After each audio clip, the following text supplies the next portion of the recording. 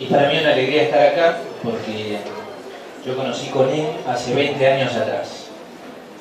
Yo soy de los primeros, en Conin soy de los primerísimos espectadores privilegiados, no protagonistas, no simplemente un espectador privilegiado.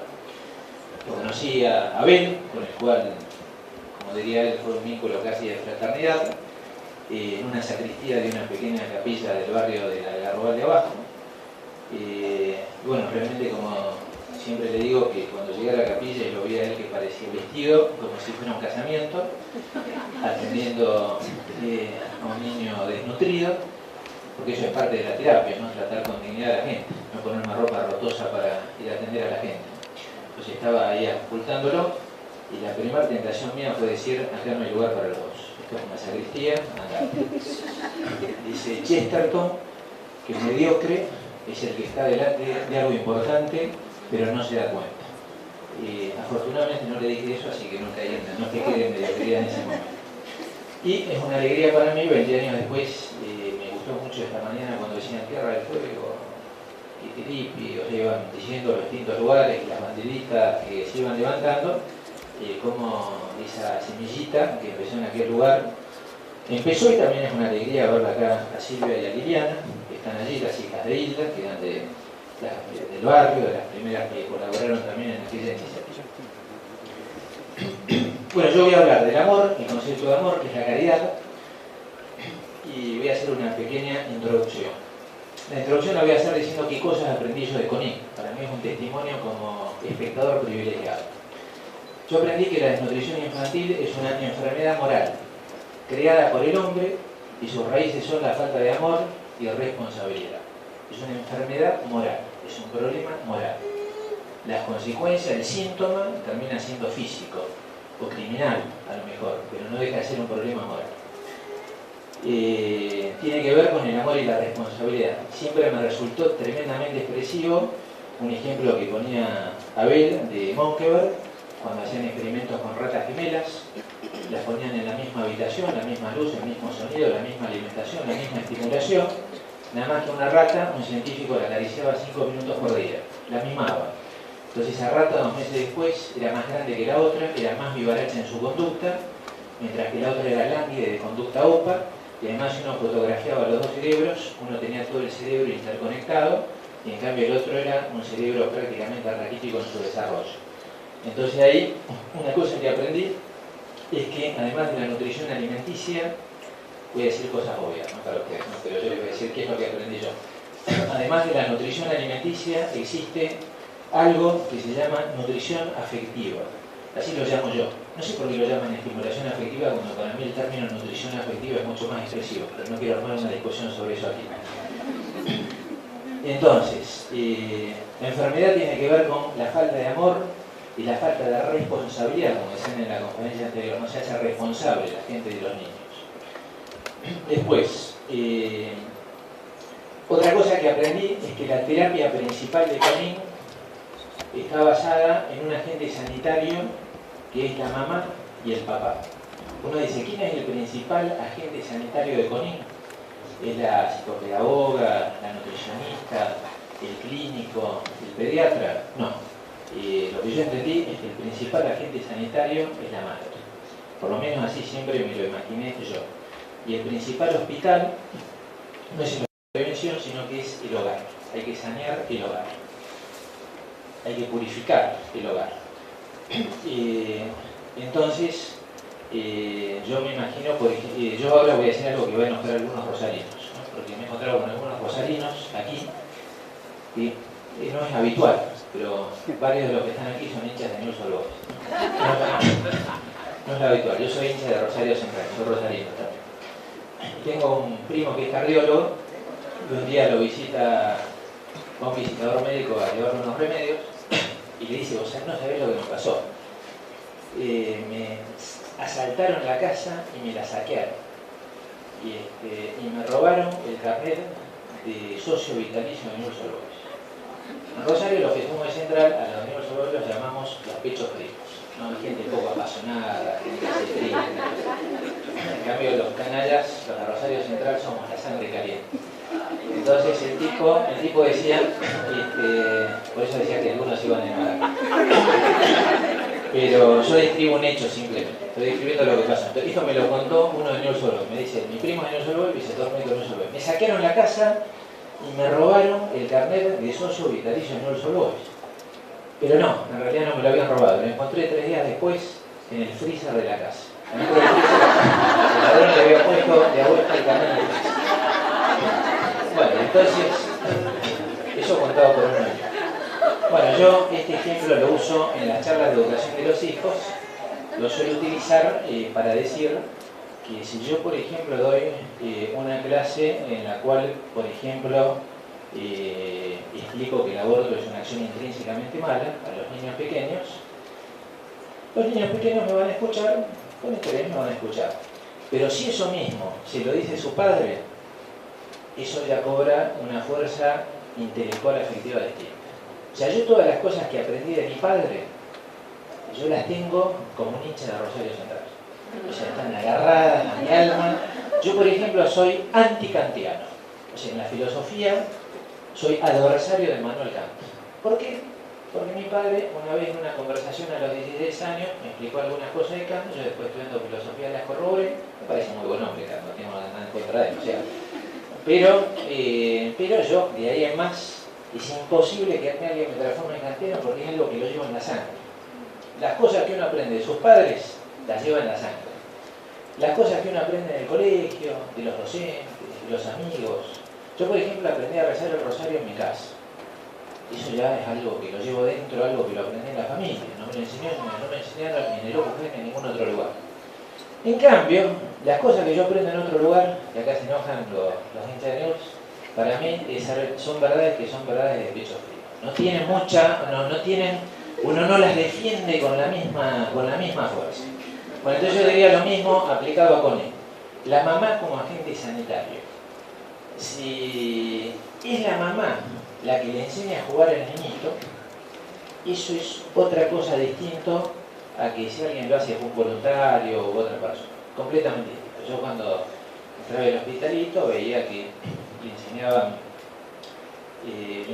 a la mamá a cantar canciones, le enseñaban a la mamá a jugar, y en mi esquema mental siempre me imaginé que la capacitaba para que sea ella la que le cante al niño, para que sea ella la que juegue con el niño, porque se ve que esas cosas que transmiten las madres o los padres no es solamente una cuestión cultural, sino que es una cuestión de ley natural misteriosa que va medio por la sangre y que se contagia y que llega, es un tipo de afecto que es completamente distinto. Así que para mí esa idea de que la madre es el verdadero agente sanitario, que el padre es el agente sanitario, que el hogar, si funciona correctamente, es el verdadero hospital, esa es una de las cosas que yo aprendí en Connie. Yo no tendría ningún problema, por ejemplo, le decía a las tucumanas esta mañana, que por ejemplo que esas madres que las van preparando, capacitando, ¿no? Que fíjense, por ejemplo, una vez estuvo a ver, yo viví en Tucumán 8 años, ¿no? Entonces una vez fui a ver allí y se reunió con las madres y las madres les preguntó, ¿qué más quieren? Y queremos venir más días, ¿Y cómo no van a querer venir más días? Si ahí, por ejemplo, ellas iban una tarde a la semana, ponían un mantel azul lindo, ponían unas tazas con servilletas, la chocolatada, ponían un budín, ponían un pastel, algo por el estilo, y tomaban el té como señoras inglesas, ¿no? Me explico lo que quiero decir, cosas que jamás en su vida habrían hecho, y para ella era la tertulia, queremos tener más té ingleses, ¿no? O sea, digamos, esa sería la idea. Ahora, claro, capacitar a la madre para que en su propia casa haga un té inglés, eso tiene una fuerza de impacto en los niños que es muy superior a si lo aprenden en otro lugar. Bueno, eso para mí, la idea del agente sanitario me parece fundamental y por eso no habría ningún problema que las madres que aprenden a poner un té inglés, que aprenden canciones infantiles, que aprenden a nutrir afectivamente, no alimenticiamente, no a nutrir afectivamente a los niños, como las ratitas esas que uno la acaricia y el cerebro se desarrolla más. A mí me parece que esas mujeres, cuando termina el año, si hicieron bien y aprobaron todas las asignaturas, habría que hacer un acto en el Teatro Albergue de Tucumán, que es el teatro de la universidad, donde este año tuvieron un evento, y en medio del evento decir, bueno, entregar un título que diga, por ejemplo, así: por cuanto doña Deolinda Rosalía Gómez aprobó todas las materias de la carrera de terapeuta en nutrición afectiva infantil de niños desnutridos, es decir, materias, juegos infantiles, canciones infantiles, decoración de habitaciones infantiles, preparación de ingleses, etc. Aprobando el examen final el 28 de noviembre de 2012, se le concede el presente diploma de terapeuta en nutrición afectiva infantil. Eso es lo que yo había personalmente.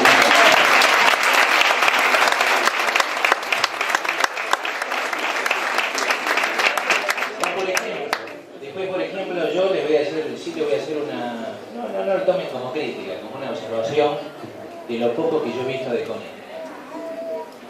Conin, no digo que se hace, no quiero, es más, sé que hay gente de lo que voy a decir, tómenlo entre piezas.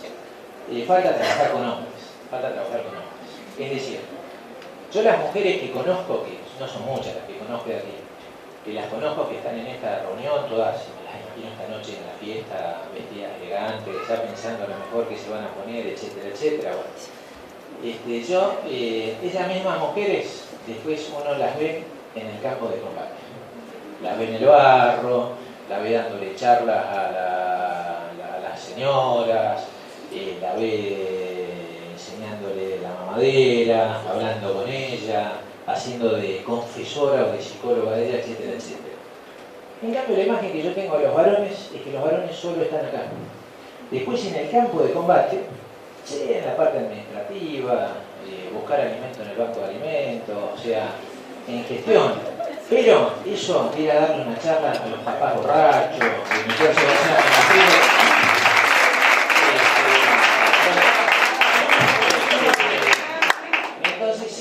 eso como impresión mía, digamos, de lo que yo entendí, el mensaje de Conin y de los pocos que he podido ver, que sobre todo en Mendoza y Tucumán, me parece que es un punto donde habría que trabajar más, ¿no? Porque realmente uno dice, si el hogar es el hospital, mientras el tipo siga siendo un borracho violento, nunca le vamos a poder dar un certificado que diga así. Por cuanto se ha constatado que la casa presidida por dona Diolinda Rosalía Gómez y Germán Pérez es un auténtico hogar que estimula la nutrición afectiva, se extiende el presente certificado. ¿No? O sea, entonces uno dice, uno quiere lograr este certificado y bueno, hay que trabajar con los varones, pero no hay que trabajar desde el escritorio, hay que trabajar en el terreno. O sea, por supuesto, por ejemplo, yo he visto varias películas norteamericanas en las cuales empresarios distinguidísimos tienen un día a la semana o una tarde a la semana un voluntariado en algún lugar donde son uno más del pueblo. Vamos a jugar a ser uno más del pueblo. Bueno, no me quiero extender más sobre esto, pero creo que más o menos se entiende la idea. Ahora voy a pasar al concepto de amor. Esto ya pasamos a la filosofía. Hoy citaban a Moria Kazan. Es obvio que yo siempre me causó gracia porque yo siempre uso el mismo ejemplo, Moria Kazan. Yo le empiezo así el concepto de amor para Moria Kazan es el mismo que utilizo yo, y la gente me suele decir no. Entonces yo le digo, supongamos que Moria Kazan dice yo amo a mi mamá, y yo digo yo amo a mi mamá. ¿Estamos diciendo lo mismo o no?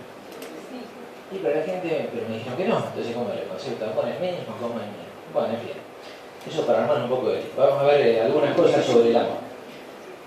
El amor tiene grados. El grado básico es el amor de concupiscencia. La palabra concupiscencia es una palabra que suena mal, porque la concupiscencia es buena. Por ejemplo, dormir, las ganas de dormir no son malas, las ganas de comer tampoco. Las ganas de saber tampoco es malo. Lo que es malo es la desmesura, lo que es malo es la exageración. Cuando uno duerme demasiado, come demasiado, se pasa de rosca. Eso sería la concupiscencia desordenada. Lo que pasa es que, es más, si uno no duerme lo que debe, peca por defecto. O sea, descuida también su salud, después es un amargado, es un tipo que se enoja con facilidad, es irritable, es susceptible, etc. Pues hay una concupiscencia ordenada. Lo que pasa es que en el sentido popular se suele hablar de concupiscencia solamente en el sentido peyorativo del cargo. Pero la concupiscencia es algo que siempre yo lo quiero para mí. La palabra yo es clave. No es una palabra, yo no diría que la palabra es egoísmo, es el egocentrismo. Yo quiero dormir, yo quiero comer, yo quiero saber. ¿No? Egoísmo ya es cuando ya sería el desorden, ¿no? Pero eso sería la concupiscencia. Pero la palabra yo es clave. Por ejemplo, hoy me ofrecían unas empanadas. Me decían, ¿Quiere alguna empanada? Sería, ¿ama alguna empanada? ¿Cuál de estas empanadas ama usted? Entonces, si yo señalo una, digo, quiero esta. Entonces, esa empanada, porque esta también es una característica de la concupiscencia. Normalmente la concupiscencia, las cosas que ama las destruye, en beneficio de uno. Por eso las personas no se pueden querer con amor de concupiscencia, porque el amor de concupiscencia es posesivo, celoso, pegajoso, el noviazgo, matrimonio sopapa, ¿sí? O sea, bueno, ese tipo de cosas cansan, hartan. Es como la Coca-Cola, estoy sediento, tomo un vaso bien, tomo 2 vasos bien, 3 vasos bien, es la ley de Gossen de la economía, o sea, la ley de los rendimientos decrecientes. Entonces llega un momento y dice, no, basta, no quiero ver más Coca-Cola. Bueno, entonces yo le digo, ¿qué empanada quiere? Yo digo, quiero esta. La empanada elegida, si tuviera uso de razón, al ver que ella ha sido elegida, lo primero que haría sería despedirse de sus compañeras. Bueno, hasta luego, hasta aquí hemos llegado. Eso sería el amor de concupiscencia. Después más arriba está el amor de benevolencia. Benevoler, querer bien. El amor de benevolencia es cuando yo quiero algo no para mí, sino para otro. Quiero que alguien entienda algo, quiero que alguien aprenda algo, quiero que alguien conozca, que coma, servirle algo, no tiene bebida, no tiene comida. Bueno, eso sería el amor de benevolencia. Después está el amor de amistad. A ver, yo suelo utilizar el clásico ejemplo de la gallina y el cerdo, ¿no? La gallina y el cerdo, el día del cumpleaños del granjero, le quieren hacer un regalo y le dicen, ¿qué te parece si le hacemos un buen desayuno? Por ejemplo, panceta con huevos fritos. Entonces el cerdo dice, no dice, porque vos me haces un huevo, en cambio yo me doy entero. O sea, son distintos los niveles de entrega, ¿no? El huevo y la panceta es a lo mejor lo que reflejaría en el terreno práctico que ponen en el campo de combate, lo que ponen las mujeres y lo que ponen los varones. ¿No? ¿Qué papel ocuparían las mujeres allí? ¿Ocuparían el cerdo o la gallina? ¿Y qué papel ocuparían los varones, el cerdo o la gallina? Porque esto se lo digo en serio, o sea, si uno realmente quiere rescatar una familia, sin la presencia de un ejército de varones que empiecen a hacer apostolado, digamos, ¿no? Que empiecen a ir a apostolar, ayudar a la gente pobre, indigente, a ver este tipo por qué no labura, por qué le pega a la esposa, o sea, todo ese tipo de los chicos. Si eso no lo pueden hacer las mujeres, es imposible hacerlo. Eso yo lo he visto. A mí como sacerdote me toca hacerlo casi a la fuerza, no le queda más remedio porque le traen las personas, lo vienen a hablar a uno, vienen a ver a uno, y una vez llega a la conclusión de que efectivamente acá si uno le dedica tiempo a esta gente, si no habla, si no gasta una tarde, es imposible, siempre va a ser una cosa hecha a medias. Todavía no estaría en condiciones de hacer política de Estado, no sería un modelo para presentarlo como política de Estado. Entonces, bueno, está lo que se llama el amor de amistad. Amor de amistad es querer un bien para otro, pero ser yo la causa del bien de otro. La benevolencia, yo quiero el bien del otro, pero no me pidas nada. Yo quiero que los niños no sean desnutridos, pero no me pidas que vaya al barrio. Yo te ayudo, o sea, esa es la benevolencia, yo quiero el bien, pero no quiero hacer caos. Yo voy a rezar para que se te resuelva, pero no me pidas un peso. No estoy en condiciones de nada. Y después viene la caridad. Porque a mí me toca hablar en realidad de la caridad de la Madre Teresa de Calcuta, que es tan iluminadora de Conin. Es decir, en realidad uno tiene que pensar seriamente que si Conin empezó por una emoción del Espíritu Santo en el alma de Abel Albino, basado en unas palabras de la Madre Teresa de Calcuta, es como, a mí por ejemplo cuando me ordené sacerdote, una oración que dijeron en la ordenación sacerdotal es aquel que comenzó en ti la buena obra, que la lleva a su término, ¿no? Aquel que puso la semilla de la gracia en ti, que la haga perseverar hasta el final. Entonces en la medida que uno desvirtúa el origen de Conin, y va a desvirtuar también todos los resultados.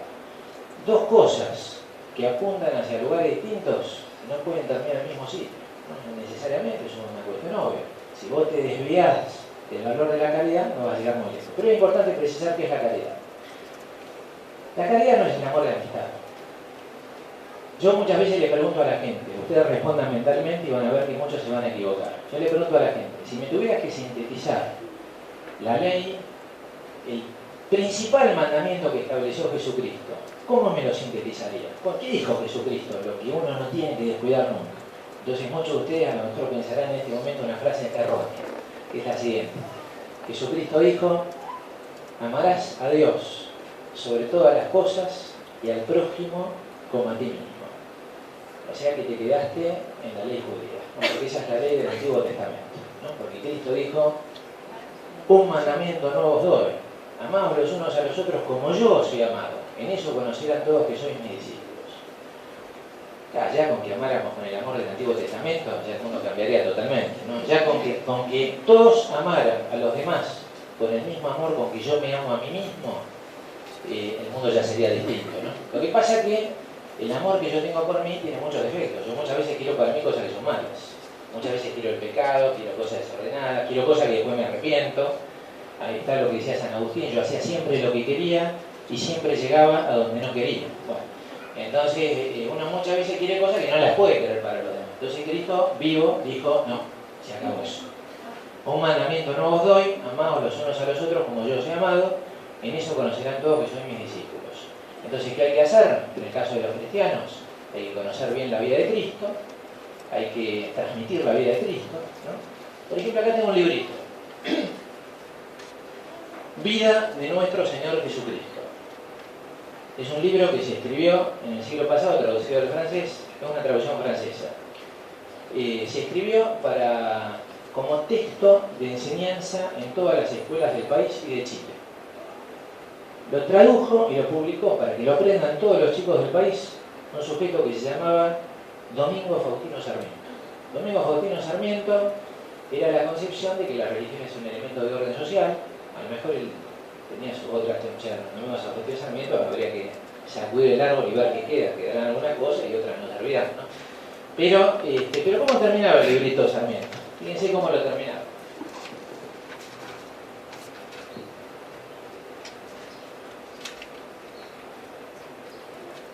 Este es Sarmiento, ¿no? Porque es la traducción, pero la última parte, la conclusión, la última página, ya es de él directamente. Dice, tal es la historia abreviada de nuestra santa religión, en la vida de Cristo. Historia que por todas partes hace brillar ante nuestros ojos la bondad infinita de Dios para con los hombres. Por esta religión revelada ha querido enseñarnos cómo debemos emplear sobre la tierra los dones que hemos recibido de sus manos. Y sigue, termina así el último párrafo. Dice, bendigamos eternamente a Dios Padre, que nos ha creado y que nos conserva, a su Hijo unigénito, que nos salva, y al Espíritu Divino, que nos santifica. Sea siempre el primer objeto, niños, de vuestra veneración y de nuestro amor, esta religión venerable, por la cual derramó su sangre Jesús, y en cuyo restablecimiento trabajaron tanto los apóstoles, y sufrieron los santos mártires tormentos horribles. Obedientes a sus preceptos, meditamos a menudo estas palabras de San Pedro. Epístola primera, capítulo 1, versículos 8 y 9. Creyendo en Jesucristo, os alegraréis con una alegría inefable, llena de gloria alcanzando el fin de vuestra fe, que es la salvación de vuestras almas, así sea. Así decía, eso quería que aprendieran Sarmiento. Bueno, es como decía, también lo mismo, algo parecido decía Alberti. Decía Alberti alabanzas parecidas, hablando que la religión es un instrumento de orden social. O sea, a veces es el único freno para que la gente no robe. Porque a lo mejor puede robar y que lo frene la formación en su conciencia, ¿no? Respetar a Jesucristo. Pero bueno, no me quiero extender mucho sobre eso. Volvemos al amor. Para amar bien hay que conocer la vida de Cristo, y para amar bien también hay que frecuentar los sacramentos en el caso de los católicos. Claro, ahora uno dice, si el hospital es el hogar, si el agente sanitario fundamental es la madre, no nosotros, ¿no? Es la madre el agente sanitario.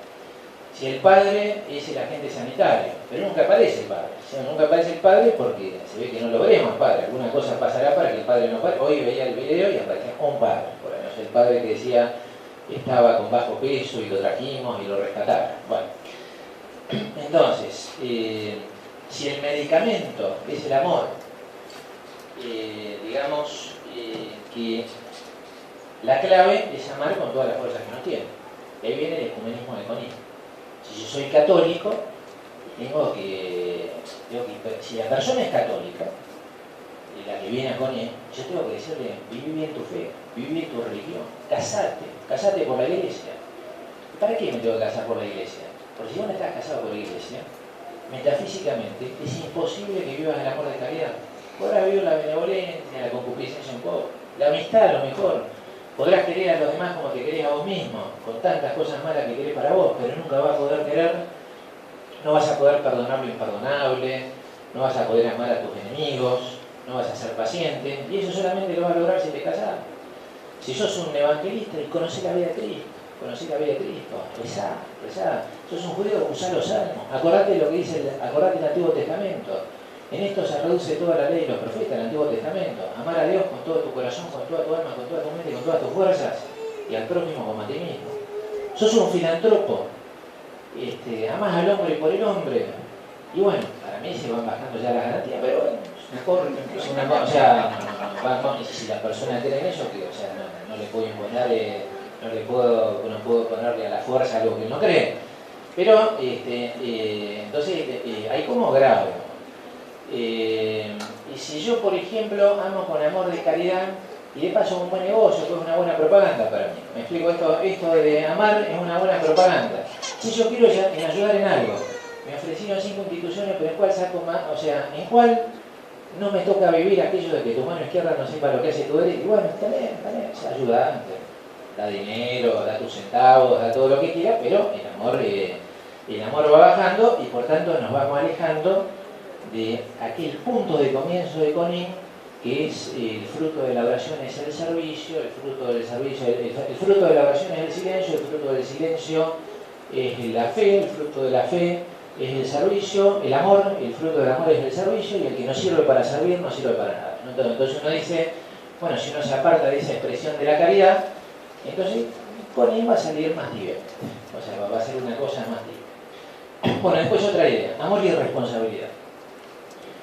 Juan Pablo II, cuando tenía 38 años, escribió un libro que se llama Amor y Responsabilidad. Si no son filósofos no lo compren porque es tremendamente denso el libro, ¿no? Pero es muy interesante. Amor y Responsabilidad es un libro en el cual dice que el amor tiene dos partes. Está la estructura de hormigón armado, que es la responsabilidad como experiencia misteriosa, y después está la parte afectiva, que es la palmadita, ¿no? Esa es la palmadita.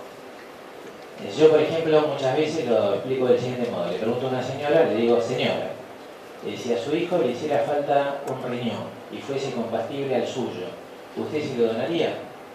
La última vez me dijo así la señora, sin pensarlo. Entonces a continuación le dije, ¿y si el riñón me hiciera falta a mí, usted me lo donaría? Y cuando empezó a mirar, le estoy contando lo segundo que está pensando. El otro no pensaba, ahora yo le empiezo a contar los segundos, ¿no? A ver, vamos a ver cómo son sus segundos, ¿no? Entonces le digo, no señora, no se preocupe, yo en realidad esto lo hago para explicar qué quiere decir Juan Pablo II, Carol Wojtyla, en realidad antes de ser papa. ¿Qué quería decirle con que el que ama se sienta responsable? Si te amás, se te sentís responsable. Amás las cosas de las cuales te sentís responsable. Y eso también es medio misterioso. Yo no sé por qué algunos limpiavidrios me suscitan responsabilidad y otros no. Y otros me dan ganas de patear. O sea, me explico, es un misterio, o sea, es un misterio. A lo mejor será lo que dice Juan Pablo II. ¿Por qué? Si son iguales, los pibitos no había ninguna diferencia. Los tres me sonrieron, me preguntaron, todo, ¿no? Estoy corriendo y al otro no. Esperá, buscá a ver si hay una moneda, a ver si sacamos algo, por favor, no tiene ganas de tirarle el billete, aunque sea, sino que lo recoja. Eso sería la experiencia de la responsabilidad. Uno ama si se sienta responsable. Entonces yo digo, señora, esto yo lo utilizo para explicar qué significa amor y qué significa que el amor implica la responsabilidad, y también lo utilizo para ir haciendo una lista de personas con las cuales puedo contar en la vida en caso de emergencia. Ya veo que con usted no voy a poder contar. Bueno, entonces, un empresario, responsabilidad empresaria, hablaban esta mañana brillantemente. Un empresario, ¿qué tendría que preguntarse? ¿De qué me siento responsable?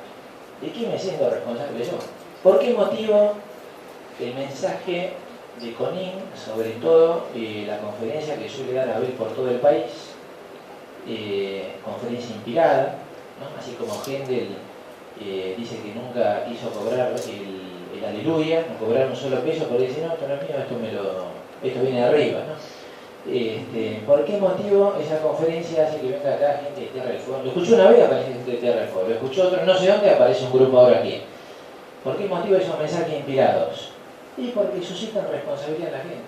Suscitan amor, por tanto suscitan sacrificio y suscitan servicio. Entonces un empresario, nosotros le tenemos, ¿de qué me siento responsable? Amor y responsabilidad. Así decía Juan Pablo, yo amo las calles y me siento responsable de las calles. Amo el tránsito si me siento responsable del tránsito. Amo al hijo si me siento responsable del hijo. Amo al país si me siento responsable del país.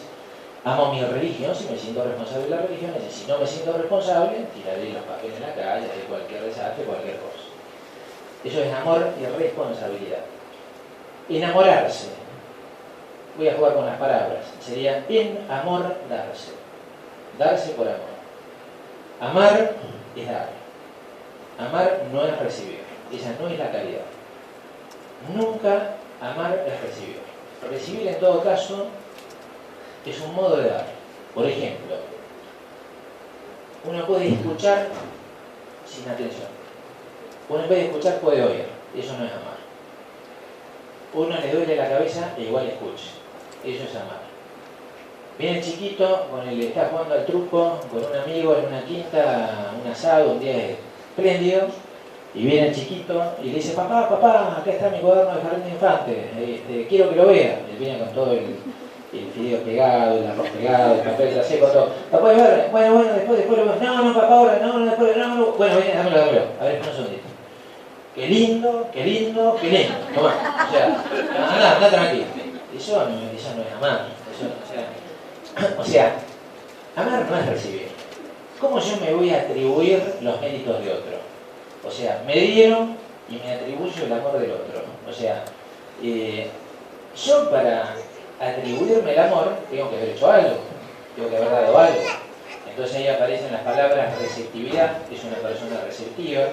Aparece la palabra amabilidad, es una persona amable, digna de ser amada. Hay gente que te dan ganas de invitarla a tu casa. Y hay otros que no te dan ganas de invitarla. Hay gente que te gusta llamarla por teléfono, porque te dice llamando por teléfono, te hace. Hay otro que siempre sos vos el que llama, el otro no llama nunca. Ese no es un amable, o sea, no es digno de ser amado. Bueno, amar es dar. Esa también es una cosa importante para tener en claro. También es importante que nosotros, a los que vienen a dar a Conin, lo animemos un poco, a decir, mirá, con todo lo que tenés, que tu mano izquierda no sé, parate de tu derecha, menos sponsor, menos ruido. O sea, no digo que esté mal, a veces son cosas que incluso no dependen del que, a veces son estructuras que están arriba y el que dona o ayuda o hace algo es algo que depende de él. Es decir, pueden hacer las cosas bien alguna vez y además dando sin esperar recibir nada a cambio. Hablaba con Abel, que estuvo en Tucumán hay un hombre muy famoso que se llama Alfredo Guzmán.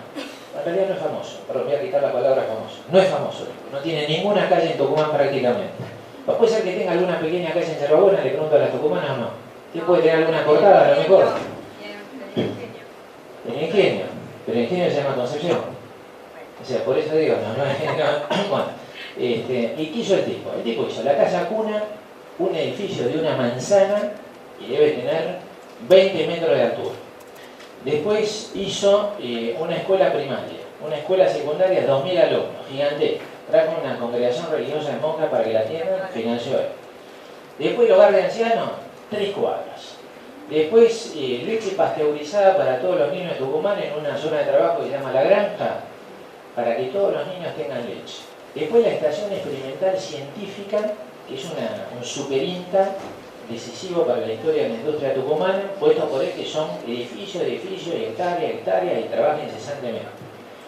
Y después hizo la iglesia de la Merced. Eso es lo que se llama la responsabilidad empresaria con una visión global del hombre. El niño pequeño, el adolescente, el secundario, la cultura de trabajo, la estación experimental científica, la leche, el anciano y el espontáneo. Y además todo espontáneo. Nadie le pidió nada. No es que alguien le fue a pedir algo. No ponía banderas, no ponía nada. Y el tipo se mató haciendo todo eso donativo y cuando uno entra a la iglesia de la Merced, en el atrio, en la tumba está la esposa, Leston, y está él ahí, y todo el mundo lo pisa, ni sabe quién está pisando, pasa por arriba el tipo que fue el que donó todo aquello espontáneamente. Bueno, también valdría la pena que uno no caiga en esa cultura empresarial utilitaria, o sea, que uno, que Conin también así como ayuda a los desnutridos, también ayuda a esa gente que viene a ayudar, creándole una nueva cultura en el modo de donar, de ayudar. Por ejemplo, está muy de moda la frase esa, ser éticos genera beneficios económicos. Ser solidarios crea buena fama económica. Entonces vienen clientes. Vos imaginate que un tipo pusiera unas moneditas en un supermercado porque así ganó más guita. O sea, está bien, no te voy a decir que, o sea, ayudás, pero no ayudás con la misma fuerza que si vivieras con el espíritu de la Madre Teresa de Calcuta. A lo mejor ese tipo de ayudas puede ser muy buena en otras instituciones. En Conin también, no vamos a decir que no sea bueno, porque puede ser la semillita de un amor que va creciendo. Pero vos a la gente, pero en el mismo modo de plantearte Conin, yo tengo la convicción interior de que con ese tipo de ayudas, y Conin avanza medio. No son las verdaderas ayudas con las cuales se va a avanzar auténticamente. Y después lo último. Otra cosa que yo les sugiero es la siguiente. Lealtad a la franquicia. Es una franquicia solidaria, Conin.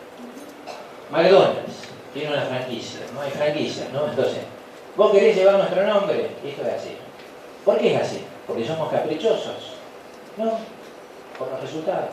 Por los resultados, o sea, ¿para qué vas a tocar algo y arbitrariamente? Lealtad a la franquicia. Entonces yo no conozco muchos lugares de Conin, pero los lugares donde he visto lugares que van luchando, tratando, pero en los lugares donde mejor se ha vivido la lealtad a la franquicia, las cosas funcionan mejor. Para mí hay un punto muy importante, que es el libro Gobernar es Poblar. Él tiene toda la cultura de educación sexual, que para mí es decisivo en Conin. Yo coincido plenamente en lo que decían en la conferencia anterior, que los niños desnutridos son consecuencia de la sexualidad desordenada, ¿no? Es sexualidad con consecuencias de las cuales la gente después se arrepiente. Algunos abortan y otros les tiran a la vida, ¿no? Entonces ahí están los desnutridos. Entonces ese libro sugiero leerlo, meditarlo, y si uno no lo entiende, hablarlo, preguntarlo, volverlo a leer, debatirlo, pero ser leales si uno realmente quiere que para mí yo fui formado cuando era pequeño, fui formado en lo que se llamaba la educación sexual botánica, ¿no? A mí cuando me explicaron cómo era la vida, juntaron a sexto y séptimo grado, llamaron a un médico que traía unas láminas, yo no sé si eran como unas flores o algo así, sí, 2 minutos, esto quiere decir 2 o 5, 5 romanos, 2.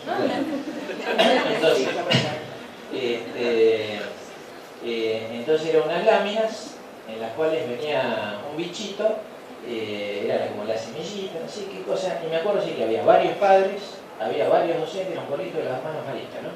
Y había varios hermanos maristas, eran los observadores de la ONU, parecían que venían a ver y le iba a explicar el médico a nosotros. Eso es lo que uno llama la educación sexual botánica.